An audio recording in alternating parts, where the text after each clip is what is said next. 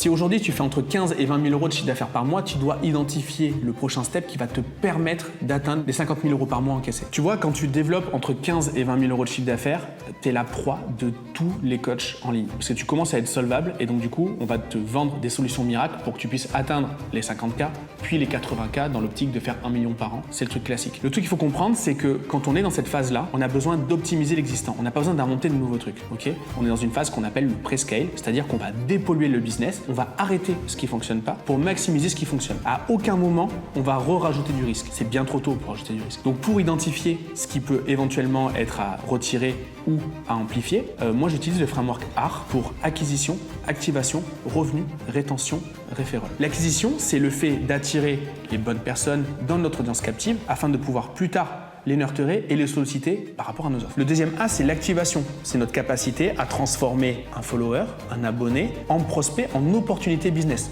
Moi, c'est ce que j'appelle le pressage de citron. Ensuite, tu as le premier R, c'est le revenu. En gros, c'est la conversion. C'est ta capacité à transformer quelqu'un qui aujourd'hui regarde ton contenu, s'intéresse à ce que tu fais en chiffre d'affaires. Ok ? On le fait passer à l'étape du prospect, à l'étape du client. Le deuxième R, c'est pour la rétention. La rétention, c'est ta faculté à tirer un maximum de valeur financière de ce client-là. Pour ça, il va devoir consommer ton produit, il va devoir l'apprécier, il va devoir trouver de nouvelles opportunités d'achat dans ton catalogue. Et le dernier R, c'est le R de referral, de recommandation. Et derrière ça, ce qu'il faut comprendre, c'est qu'on va transformer nos clients en ambassadeurs.